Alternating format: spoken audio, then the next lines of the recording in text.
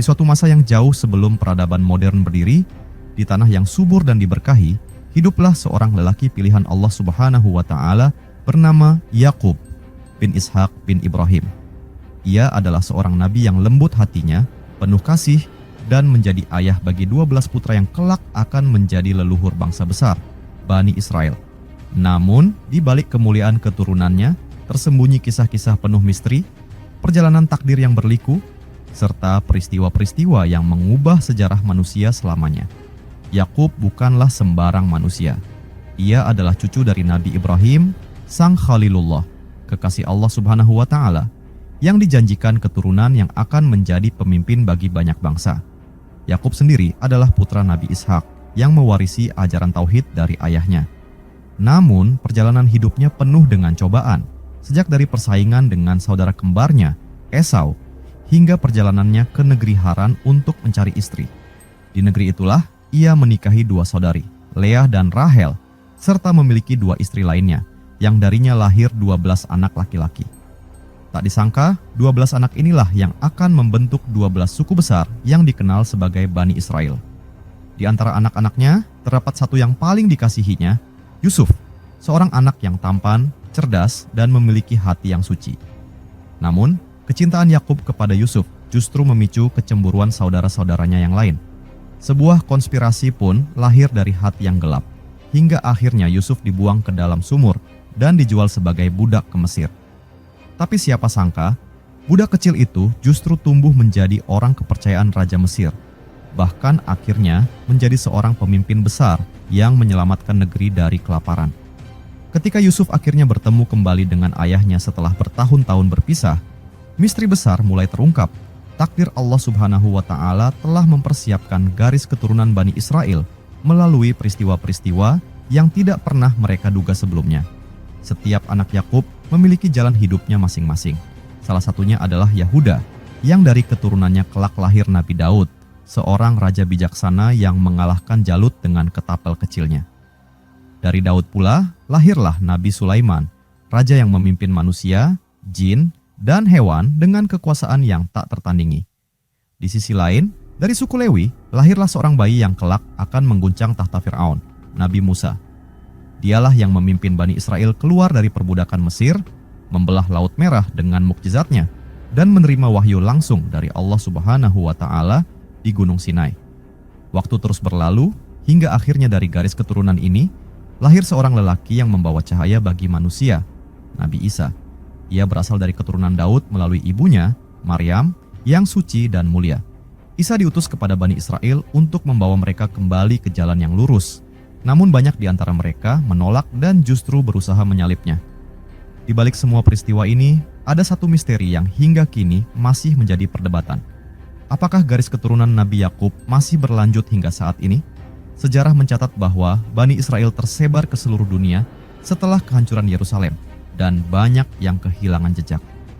Beberapa teori mengatakan bahwa sebagian keturunan mereka masih ada, tersembunyi di berbagai bangsa dan suku. Ada yang percaya bahwa sebagian mereka bermigrasi ke berbagai belahan dunia, bahkan beberapa menyebutkan kemungkinan hubungan dengan keturunan di negeri-negeri yang jauh. Namun, satu hal yang pasti, dari keturunan Nabi Yakub, lahirlah banyak nabi dan pemimpin besar yang mengubah wajah dunia. Sebuah garis keturunan yang ditakdirkan membawa perubahan besar bagi umat manusia, dan hingga kini, kisahnya tetap menjadi bagian dari sejarah yang penuh dengan keajaiban. Misteri ini masih belum sepenuhnya terungkap, tetapi yang pasti, warisan Nabi Yakub terus hidup dalam ajaran tauhid yang dibawa oleh para nabi setelahnya. Nabi Yakub adalah salah satu nabi dalam Islam yang berasal dari garis keturunan Nabi Ibrahim.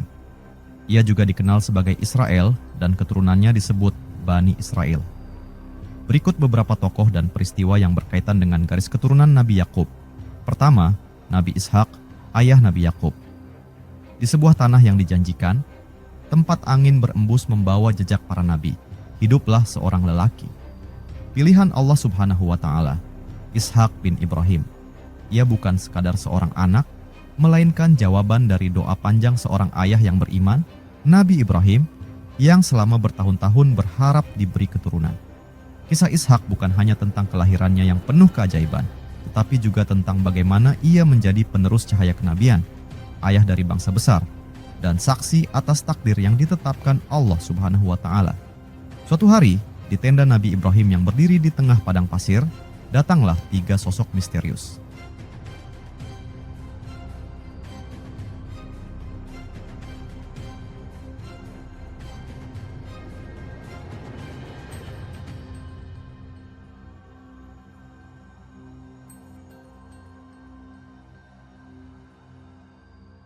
Mereka adalah malaikat yang diutus Allah Subhanahu wa Ta'ala menyamar sebagai manusia, membawa kabar gembira kepada Ibrahim dan istrinya, Sarah.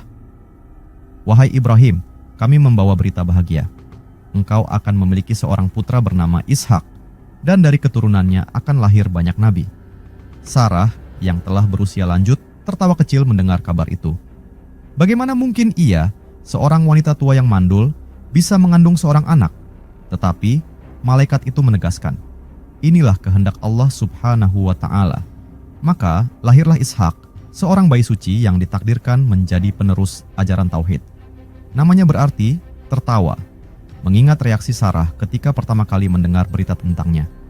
Sejak kecil, ia tumbuh dalam lingkungan yang penuh keberkahan, dididik oleh ayahnya, Ibrahim, dan saudara tirinya, Ismail, yang kelak akan menjadi nenek moyang bangsa Arab. Ketika Ibrahim wafat, Ishak meneruskan tugas kenabian, menyeru manusia kepada Allah Subhanahu wa Ta'ala. Ia tinggal di tanah Kanaan, Palestina, dan dikenal sebagai sosok yang lembut hati, bijaksana, serta penuh kesabaran. Allah Subhanahu wa Ta'ala memberinya seorang istri bernama Rifqah, Rebeka, seorang wanita syalihah yang menjadi pendamping setianya. Namun, seperti ibunya, Rifqah pun sulit mendapatkan keturunan. Bertahun-tahun mereka berdoa kepada Allah Subhanahu wa Ta'ala, hingga akhirnya Rifqah mengandung anak kembar, Esau dan Yakub. Sejak dalam kandungan, kedua anak ini seakan telah membawa takdir yang berbeda. Saat Rifqah mengandung mereka, ia merasakan kegelisahan luar biasa, seakan ada pertempuran dalam perutnya. Ketika ia bertanya kepada Allah Subhanahu wa Ta'ala, diberitahukan bahwa kedua anaknya akan menjadi pemimpin 2 bangsa besar yang saling bersaing. Saat lahir, Esau keluar lebih dulu, berbadan kuat dan berbulu lebat. Sementara itu, Yakub lahir dengan memegang tumit kakaknya seakan tak ingin tertinggal. Nama Yakub sendiri berarti yang mengikuti. Esau tumbuh menjadi pemburu yang kuat, sementara Yakub lebih tenang, bijak, dan senang merenung. Nabi Ishak melihat dalam diri Yakub tanda-tanda kenabian dan memilihnya sebagai penerus ajaran tauhid. Namun, keputusan ini membawa perselisihan besar dalam keluarga mereka. Esau yang merasa berhak atas kedudukan itu mulai menaruh kebencian kepada Yakub, hingga akhirnya Yakub harus pergi ke negeri Haran untuk menghindari amarah kakaknya. Ishak hidup hingga usia lebih dari 100 tahun, menyaksikan bagaimana anaknya, Yakub, menjadi seorang nabi besar dan memiliki 12 anak yang kelak membentuk Bani Israel. Di masa tuanya, penglihatannya mulai melemah, tetapi hatinya tetap terang dengan cahaya keimanan. Ia wafat di tanah Kanaan dan dimakamkan di Gua Makpela, di samping ayahnya, Ibrahim, dan ibunya, Sarah. Makamnya kini masih menjadi salah satu situs bersejarah yang dihormati di Hebron, Palestina. Meski tak banyak kisahnya diceritakan secara rinci, Nabi Ishak adalah salah satu pilar penting dalam sejarah para nabi. Dari garis keturunannya lahir begitu banyak nabi besar. 1. Nabi Yakub yang melahirkan 12 suku Bani Israel. 2. Nabi Yusuf, cucunya yang berkuasa di Mesir. 3. Nabi Musa yang membawa kitab Taurat. 4. Nabi Daud yang menjadi raja dan pemimpin Bani Israel. 5. Nabi Sulaiman, sang raja yang menguasai jin dan hewan. Hingga akhirnya Nabi Isa yang diutus dengan mukjizat luar biasa. Perjalanan hidup Nabi Ishak membuktikan bahwa takdir Allah Subhanahu wa Ta'ala selalu berjalan dengan caranya sendiri. Dari seorang anak yang lahir di usia tua, ia menjadi seorang nabi yang menurunkan banyak pemimpin dunia. Ia adalah bukti bahwa janji Allah Subhanahu wa Ta'ala selalu benar dan bahwa cahaya keimanan tak akan pernah padam dari keturunan para nabi. Kedua, istri-istri Nabi Yakub. Di bawah langit negeri Haran, di tanah yang subur dan dikelilingi pegunungan yang gagah, seorang pemuda berjalan sendirian meninggalkan rumahnya yang jauh di Palestina. Pemuda itu adalah Yakub bin Ishak bin Ibrahim, seorang lelaki pilihan Allah Subhanahu wa Ta'ala yang tengah mencari perlindungan sekaligus takdirnya. Ia bukan pergi tanpa alasan. Di belakangnya, ia meninggalkan seorang saudara, Esau, yang dipenuhi amarah dan dendam. Keputusan ayahnya, Nabi Ishak, untuk menjadikannya pewaris ajaran kenabian telah memicu kecemburuan besar.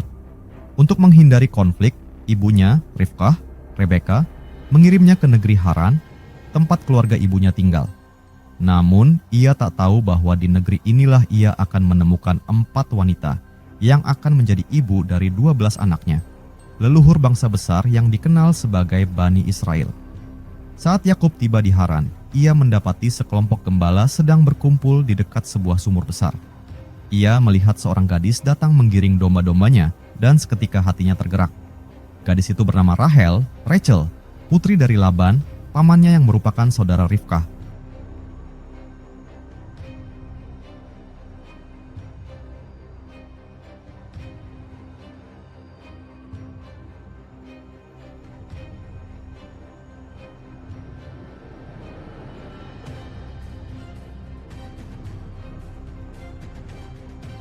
Rahel memiliki wajah yang jelita dan hati yang lembut. Yakub membantunya memberi minum domba-dombanya, dan di saat itulah takdir mempertemukan mereka. Dengan penuh kegembiraan, Rahel membawa berita tentang kedatangan Yakub kepada ayahnya. Ketika Laban tahu bahwa keponakannya datang mencari perlindungan, ia menyambutnya dengan tangan terbuka. Yakub tinggal di rumah Laban, membantu dalam pekerjaan sehari-hari. Setelah beberapa waktu, ia mengungkapkan keinginannya untuk menikahi Rahel. Laban setuju, tetapi dengan satu syarat. Yakub harus bekerja selama 7 tahun sebagai mahar pernikahan. Karena cintanya yang begitu besar, Yakub menerima syarat itu dengan lapang dada. Hari-hari berlalu, tahun demi tahun berlalu, dan akhirnya tiba saatnya pernikahan yang dinanti. Namun, pada malam pernikahan, Laban melakukan sesuatu yang tak terduga.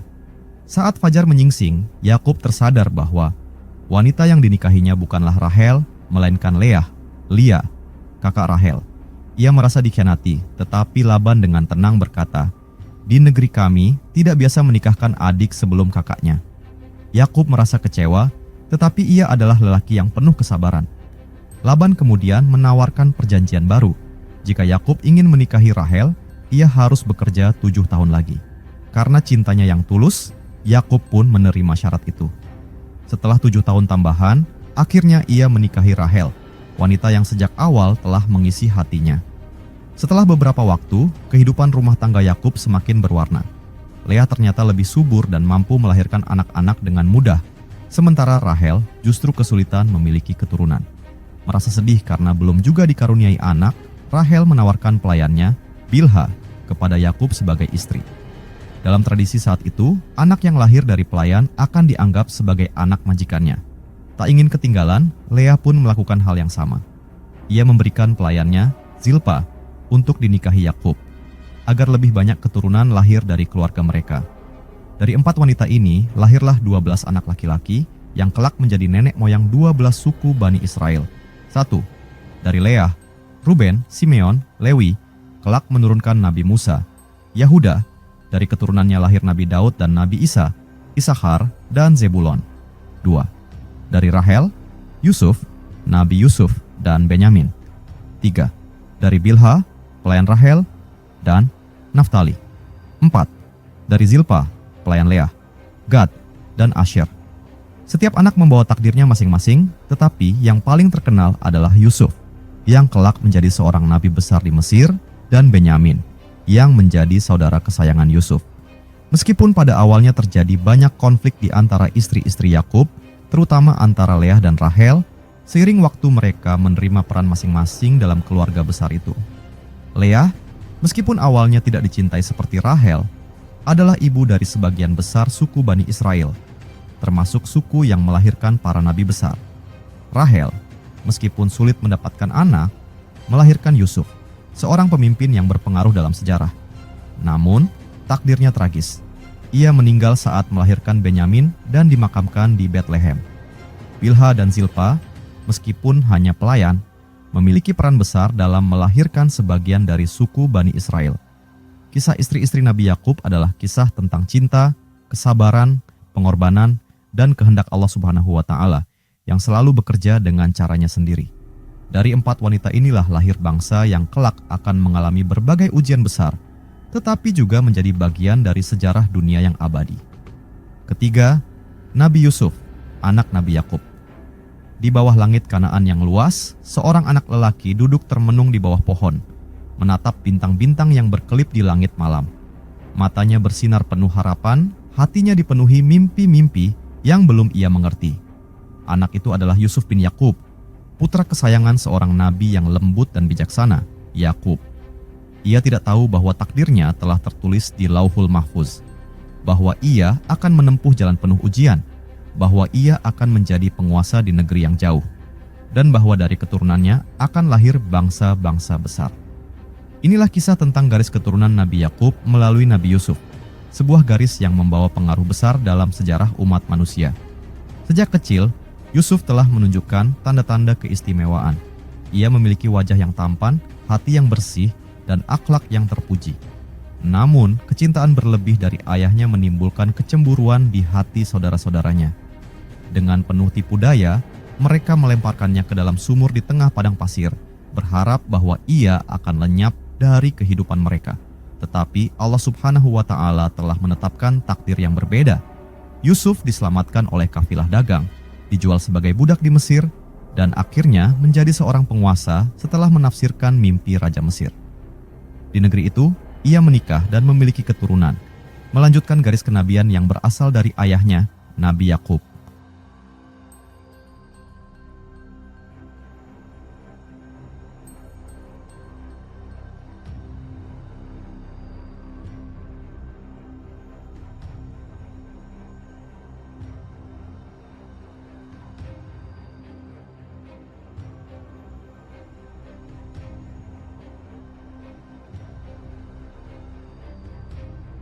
Dari pernikahannya di Mesir, Yusuf memiliki 2 anak laki-laki yang kelak menjadi leluhur 2 suku besar Bani Israel. 1. Manasye. 2. Efraim. Nama mereka mungkin tidak sefamiliar Yusuf, tetapi keturunan mereka memainkan peran penting dalam sejarah. Kedua anak ini diadopsi secara simbolis oleh kakek mereka, Yakub, yang memberikan mereka status yang sama dengan saudara-saudara Yusuf.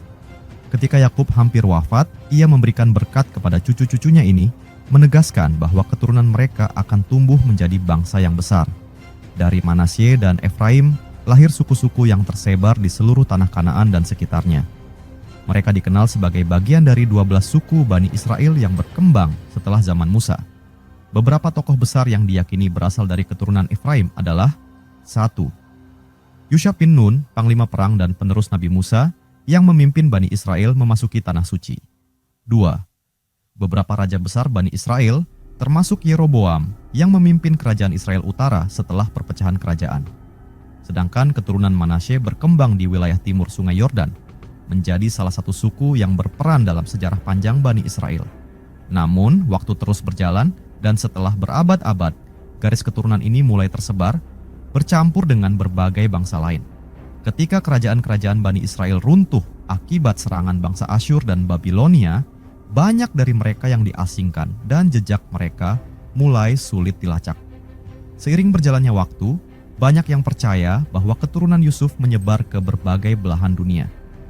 Beberapa sejarawan bahkan berspekulasi bahwa keturunannya bisa jadi bercampur dengan bangsa-bangsa lain, termasuk suku-suku yang bermigrasi ke berbagai wilayah Timur Tengah, Afrika, dan Asia. Di antara berbagai teori, ada yang mengatakan bahwa sebagian keturunan Efraim dan Manasye masih ada, tersebar di berbagai komunitas yang tetap menjaga tradisi nenek moyang mereka. Namun, satu hal yang pasti, warisan Nabi Yusuf tidak hanya berupa garis keturunan, tetapi juga ajaran ketauhidan dan kebijaksanaan yang ia tinggalkan. Kisahnya tentang kesabaran, keikhlasan, dan takdir yang indah tetap menjadi pelajaran bagi generasi setelahnya. Di akhir hidupnya, setelah bertahun-tahun memimpin Mesir dengan bijaksana, Yusuf berpesan agar setelah wafatnya, tulang belulangnya dibawa kembali ke tanah leluhur, tanah yang dijanjikan Allah Subhanahu wa Ta'ala kepada Bani Israel. Berabad-abad kemudian, di masa Nabi Musa, wasiat ini dipenuhi. Ketika Bani Israel keluar dari Mesir dalam peristiwa Eksodus, mereka membawa serta jenazah Yusuf dan menguburkannya di Tanah Suci. Dan demikianlah, garis keturunan Nabi Yakub melalui Nabi Yusuf tetap hidup, tidak hanya dalam nasab, tetapi dalam kisah-kisah yang menginspirasi manusia hingga hari ini.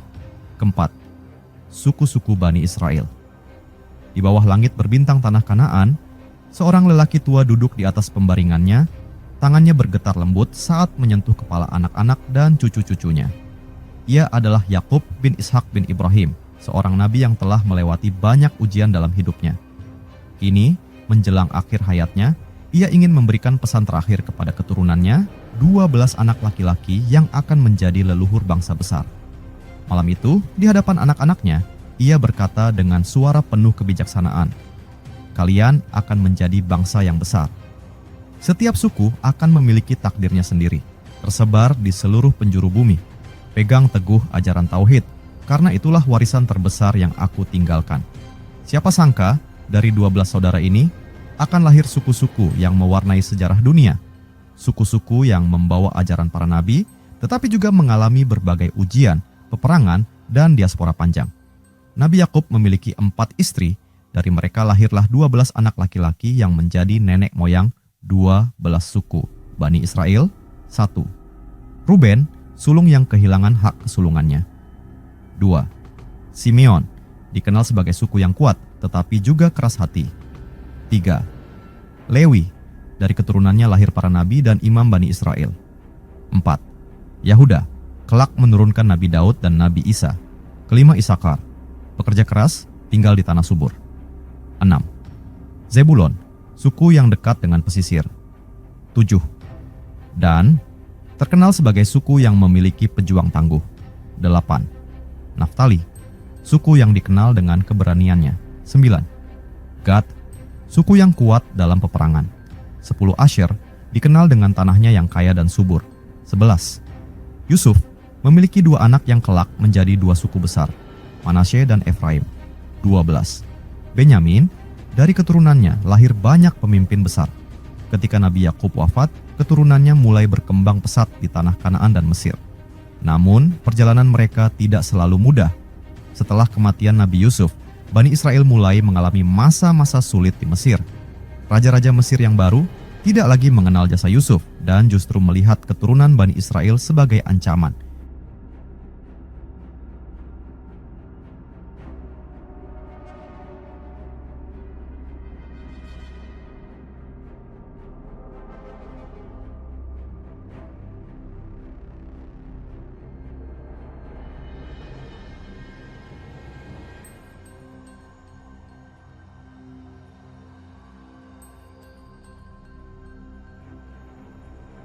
Maka mereka diperbudak. Tahun demi tahun berlalu, generasi demi generasi tumbuh dalam penderitaan. Hingga akhirnya Allah Subhanahu wa Ta'ala mengutus seorang dari keturunan Lewi untuk membebaskan mereka, Nabi Musa. Dengan mukjizat yang diberikan Allah Subhanahu wa Ta'ala, Musa membawa kaumnya keluar dari Mesir dalam peristiwa Eksodus, melewati Laut Merah yang terbelah dan menuju tanah yang telah dijanjikan Allah Subhanahu wa Ta'ala kepada nenek moyang mereka. Di Sinai, Allah Subhanahu wa Ta'ala memberikan Taurat dan Musa membimbing mereka menuju tanah suci. Namun, ketidaktaatan mereka membuat perjalanan itu berlangsung selama 40 tahun hingga generasi baru yang lebih beriman muncul. Setelah melewati berbagai peperangan, akhirnya Bani Israel mendirikan kerajaan. Dari suku Yahuda, lahirlah seorang pemuda pemberani yang mengalahkan raksasa Jalut dengan ketapel kecilnya, Nabi Daud. Di bawah kepemimpinannya, kerajaan Bani Israel berkembang pesat. Ia kemudian digantikan oleh putranya, Nabi Sulaiman, yang terkenal dengan kebijaksanaan dan kemampuannya memerintah manusia, jin, dan hewan. Setelah wafatnya Nabi Sulaiman, kerajaan ini mulai terpecah. Kerajaan Israel di utara didominasi oleh suku Efraim dan Manasye, sementara kerajaan Yehuda di selatan dipimpin oleh keturunan Yahuda. Namun, akibat kezaliman para raja dan penyimpangan dari ajaran tauhid, kedua kerajaan ini hancur. Bangsa Asyur menghancurkan kerajaan utara, sementara kerajaan selatan jatuh ke tangan Babilonia. Bani Israel tercerai-berai. Sebagian dibawa ke pengasingan, sebagian bersembunyi, dan sebagian tersebar ke berbagai penjuru dunia. Berabad-abad setelah kehancuran kerajaan mereka, dari keturunan Yahuda, lahirlah seorang lelaki suci yang diutus untuk membawa Bani Israel kembali kepada jalan Allah Subhanahu wa Ta'ala, Nabi Isa. Ia datang dengan mukjizat luar biasa, menyembuhkan orang buta, menghidupkan orang mati dengan izin Allah Subhanahu wa taala, dan mengajarkan Injil sebagai penyempurna ajaran sebelumnya. Namun, sebagian besar Bani Israel menolaknya. Takdir Allah Subhanahu wa taala pun berlaku, dan Nabi Isa diangkat ke langit, sementara mereka yang menolaknya tercerai-berai ke berbagai penjuru dunia. Seiring waktu, keberadaan sebagian suku Bani Israel mulai menjadi misteri. Sebagian suku seperti Efraim, Manasye, dan Naftali dan lainnya menghilang dari catatan sejarah. Ada yang percaya bahwa mereka bercampur dengan bangsa-bangsa lain dan menyebar ke berbagai wilayah di dunia. Sementara itu, beberapa suku yang tersisa tetap menjaga identitas mereka meskipun mengalami berbagai cobaan sejarah, mulai dari pengasingan, penjajahan, hingga peperangan. Namun, satu hal yang pasti, ajaran Nabi Yakub tidak pernah benar-benar hilang. Warisan tauhid yang ia bawa tetap hidup dalam ajaran para nabi setelahnya, hingga akhirnya disempurnakan oleh Nabi Muhammad. Ketika Nabi Yakub menutup matanya untuk terakhir kalinya, ia tahu bahwa anak-anaknya akan menghadapi perjalanan panjang. Mereka akan menyebar, bertahan dalam ujian, dan meninggalkan jejak yang akan diingat sepanjang sejarah. Dan benar, 12 anaknya menjadi akar dari sebuah bangsa yang besar, dengan kisah yang penuh dengan keberkahan sekaligus cobaan. Warisan mereka bukan hanya tentang nasab, tetapi tentang perjuangan mempertahankan keimanan di tengah ujian zaman. Kelima, Nabi Musa dan Bani Israel. Di tengah gurun pasir yang luas, di bawah sinar matahari yang membakar, seorang lelaki berdiri di atas sebuah bukit, memandang ribuan manusia yang berkemah di bawahnya. Ia bukan lelaki biasa. Ia adalah seorang nabi, seorang pemimpin, dan seorang penyampai wahyu. Namanya Musa bin Imran, lelaki yang Allah Subhanahu wa taala pilih untuk membebaskan kaumnya dari perbudakan dan membimbing mereka menuju tanah yang dijanjikan. Namun, perjalanan ini bukan sekadar perjalanan fisik.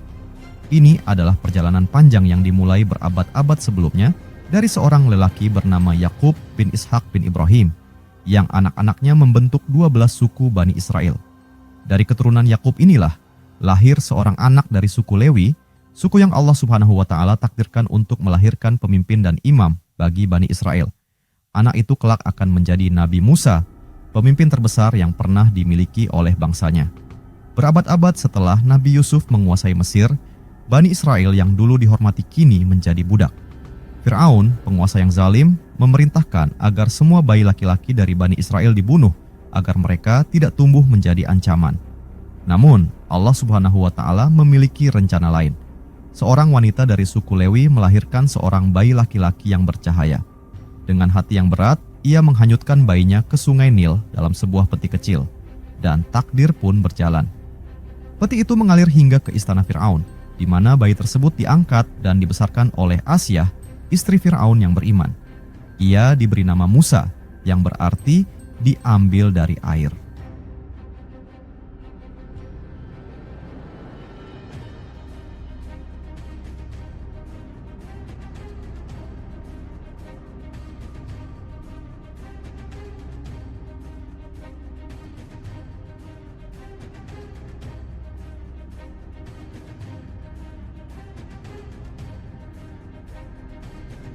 Namun, meskipun dibesarkan sebagai pangeran, Musa tidak pernah melupakan asal-usulnya. Saat dewasa, ia membela seorang budak Bani Israel dan tanpa sengaja membunuh seorang prajurit Mesir. Ia pun melarikan diri ke tanah Midian, di mana ia menemukan perlindungan, cinta, dan akhirnya wahyu dari Allah Subhanahu wa taala. Di Gunung Sinai, Allah Subhanahu wa taala memanggilnya, "Wahai Musa, engkau telah aku pilih sebagai rasulku." Dengan tongkat di tangannya dan wahyu di hatinya, Musa kembali ke Mesir untuk menghadapi Fir'aun. Dengan serangkaian mukjizat, termasuk berubahnya tongkat menjadi ular, tangannya bercahaya, serta datangnya berbagai azab, ia menantang Fir'aun untuk membebaskan Bani Israel. Namun Fir'aun menolak. Hingga akhirnya Musa dan Bani Israel melarikan diri di malam hari, dikejar oleh pasukan Mesir. Di depan mereka terbentang Laut Merah. Dan saat itulah mukjizat terbesar terjadi. Musa dengan izin Allah Subhanahu wa taala mengangkat tongkatnya dan lautan pun terbelah, membuka jalan bagi Bani Israel.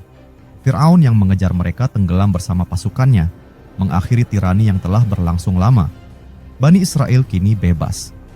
Tetapi perjalanan mereka baru saja dimulai. Meskipun telah melihat begitu banyak mukjizat, Bani Israel masih lemah dalam keimanan mereka. Ketika Musa membawa mereka ke tanah yang dijanjikan, mereka ragu dan takut menghadapi penduduk Kanaan. Mereka menolak untuk bertempur dan justru meminta Musa kembali membawa mereka ke Mesir. Sebagai hukuman atas ketidaktaatan mereka, Allah Subhanahu wa Ta'ala menakdirkan mereka mengembara di padang pasir selama 40 tahun. Selama masa ini, banyak generasi lama meninggal, digantikan oleh generasi baru yang lebih kuat dan lebih beriman. Nabi Musa sendiri wafat sebelum memasuki tanah yang dijanjikan. Pemimpin mereka selanjutnya adalah Yusha bin Nun, seorang pejuang dari suku Efraim, keturunan Nabi Yusuf. Setelah memasuki tanah yang dijanjikan, Bani Israel akhirnya mendirikan kerajaan.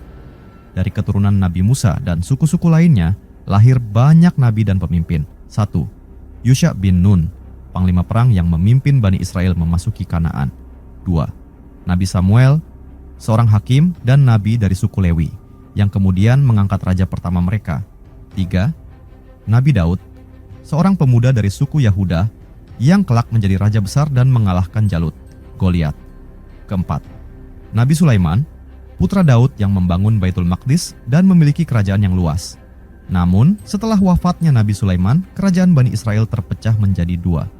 1. Kerajaan Israel di utara, dipimpin oleh keturunan Efraim dan Manasye. 2. Kerajaan Yehuda di selatan, dipimpin oleh keturunan Yehuda. Perpecahan ini membawa kehancuran. Bangsa Asyur menghancurkan kerajaan utara, sementara kerajaan selatan jatuh ke tangan Babilonia. Banyak keturunan Bani Israel diasingkan, menghilang dari sejarah, dan tersebar ke berbagai belahan dunia. Setelah ribuan tahun, banyak yang bertanya, di manakah keturunan Nabi Musa sekarang? Karena Musa berasal dari suku Lewi yang tidak memiliki tanah warisan, banyak keturunannya menjadi pendeta dan pemimpin spiritual. Namun, ketika kerajaan Bani Israel dihancurkan, sebagian besar suku Lewi menghilang, tersebar dalam diaspora panjang. Beberapa teori mengatakan bahwa keturunan Bani Israel menyebar hingga ke Persia, India, bahkan Afrika, dan Asia Tengah. Ada pula yang percaya bahwa sebagian mereka bercampur dengan bangsa-bangsa lain dan kehilangan identitas asli mereka. Namun, satu hal yang pasti, warisan mereka tidak pernah hilang. Ajaran yang mereka bawa tetap hidup, dan kisah mereka tetap menjadi bagian dari sejarah yang penuh hikmah.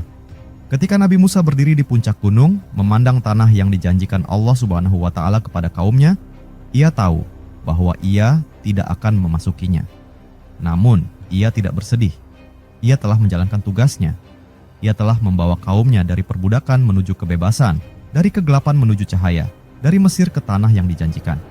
Dan meskipun ia tidak memiliki keturunan yang disebutkan dalam sejarah, namanya tetap hidup dalam setiap ajaran tauhid yang ia bawa, yang akhirnya disempurnakan oleh Nabi terakhir, Muhammad. Keenam, Nabi Isa dari keturunan Lewi dan Daud. Di bawah langit Yerusalem yang dingin, di sebuah rumah kecil di sudut kota, seorang wanita suci bernama Maryam binti Imran duduk dalam keheningan. Malam itu begitu sunyi, seolah seluruh alam semesta tengah menanti keajaiban besar. Tiba-tiba, tanpa seorang lelaki menyentuhnya, Maryam merasakan sesuatu yang tak biasa dalam rahimnya. Ia adalah wanita suci, keturunan Lewi, suku yang sejak zaman Nabi Musa dikenal sebagai kaum imam dan penjaga rumah ibadah. Di dalam darahnya juga mengalir garis keturunan Daud, Raja Agung Bani Israel yang dijanjikan bahwa keturunannya akan membawa cahaya bagi umat manusia.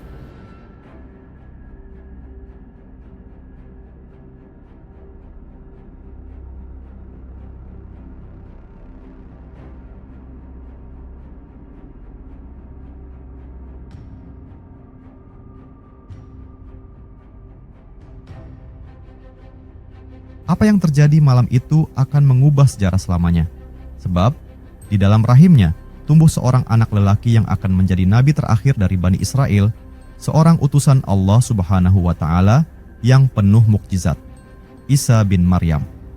Di tengah kebingungan dan ketakutan, Maryam menyendiri hingga akhirnya melahirkan putranya di bawah pohon kurma di Bethlehem. Saat orang-orang menuduhnya berzina, Allah Subhanahu wa Ta'ala menunjukkan mukjizat pertama Isa. Bayi itu berbicara dari buayan, membela kehormatan ibunya dan menyatakan dirinya sebagai hamba Allah Subhanahu wa Ta'ala. Aku adalah hamba Allah Subhanahu wa Ta'ala. Dia memberiku kitab dan menjadikanku seorang nabi. Quran Surat Maryam, ayat 30. Sejak kecil, Isa menunjukkan tanda-tanda kenabian. Ia mampu menyembuhkan orang buta, menghidupkan orang mati dengan izin Allah Subhanahu wa Ta'ala, dan bahkan meniup tanah liat hingga menjadi burung yang hidup. Namun, mukjizat-mukjizat ini justru membuatnya semakin ditentang oleh para pemuka Bani Israel yang takut kehilangan kekuasaan mereka. Isa diutus untuk mengembalikan ajaran tauhid yang telah diselewengkan. Namun, sebagaimana yang terjadi pada nabi-nabi sebelumnya, banyak yang menolaknya. Ketika Isa semakin banyak diikuti oleh orang-orang beriman, para pendeta Yahudi merasa terancam. Mereka bersekongkol dengan penguasa Romawi untuk menyingkirkan Isa. Akhirnya, pasukan dikirim untuk menangkapnya. Namun, Allah Subhanahu wa Ta'ala telah menetapkan takdir lain. Dalam keajaiban yang tak terpahami oleh manusia, Isa tidak disalib, tetapi diangkat ke langit oleh Allah Subhanahu wa Ta'ala, sementara seseorang yang menyerupainya dijadikan korban pengganti. Mereka mengira telah membunuhnya, tetapi Isa tetap hidup, menunggu waktu yang telah Allah Subhanahu wa Ta'ala tentukan untuk kembali ke dunia di akhir zaman. Berbeda dengan nabi-nabi sebelumnya, Nabi Isa tidak memiliki keturunan karena ia tidak pernah menikah selama hidupnya. Namun, garis keturunannya tetap hidup melalui ibunya, Maryam, yang berasal dari dua jalur nasab utama Bani Israel. 1. Dari suku Lewi. Lewi adalah suku yang melahirkan para imam dan pemimpin agama. Kakeknya, Imran, adalah seorang imam besar di Baitul Maqdis. 2. Dari suku Yahuda, garis Nabi Daud. Maryam juga memiliki darah dari keturunan Nabi Daud, menjadikannya bagian dari garis raja-raja Bani Israel. Dengan demikian, meskipun Nabi Isa tidak memiliki keturunan biologis, ia adalah penerus terakhir dari garis keturunan Lewi dan Daud, menggabungkan dua jalur paling berpengaruh dalam sejarah Bani Israel. Setelah peristiwa penyaliban yang gagal, para pengikut Nabi Isa menghadapi penganiayaan besar. Banyak dari mereka yang melarikan diri ke berbagai penjuru dunia, membawa serta ajaran yang diajarkan oleh nabi mereka. Sebagian keturunan Bani Israel menyebar ke Eropa, Afrika, Persia, hingga India. Beberapa teori bahkan menyebut bahwa ada komunitas di Timur Tengah dan Asia yang masih memiliki garis keturunan dari suku-suku Bani Israel yang tersisa. Namun, sejarah mencatat bahwa ajaran tauhid Nabi Isa tidak bertahan lama di tangan pengikutnya. Ajarannya diselewengkan, dan akhirnya Islam datang sebagai penyempurna, dengan Nabi Muhammad sebagai penutup para nabi. Meskipun Nabi Isa telah diangkat ke langit, perannya belum berakhir. Islam mengajarkan bahwa di akhir zaman, ia akan kembali ke bumi untuk menegakkan keadilan. Dalam sebuah hadis, Rasulullah bersabda, Isa bin Maryam akan turun di Menara Putih Damaskus, mengenakan 2 helai pakaian berwarna kuning, dan ia akan membunuh Dajjal, serta menegakkan keadilan di bumi.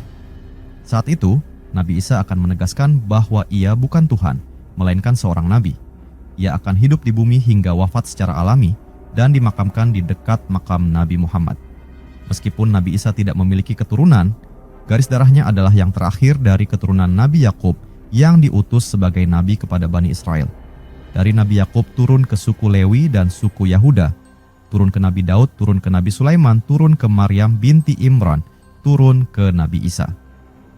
Isa adalah simbol terakhir dari perjalanan panjang keturunan Bani Israel dalam membawa ajaran tauhid. Dan meskipun Bani Israel sendiri banyak yang menyimpang, risalah yang ia bawa tetap hidup dalam Islam, yang menyempurnakan ajaran para nabi sebelumnya. Kini, umat Islam menanti kembalinya Nabi Isa bukan sebagai pemimpin agama baru, tetapi sebagai pendukung ajaran Islam dan pengikut Nabi Muhammad. Dan saat itu terjadi, misteri garis keturunan Nabi Yakub akan menemukan akhirnya, dalam satu kesimpulan besar bahwa keturunan para nabi bukanlah tentang darah, tetapi tentang iman dan ketakwaan kepada Allah Subhanahu wa Ta'ala. Garis keturunan Nabi Yakub sangat penting dalam sejarah kenabian, karena banyak nabi berasal dari Bani Israel dan memiliki peran besar dalam agama Islam, Kristen, dan Yahudi.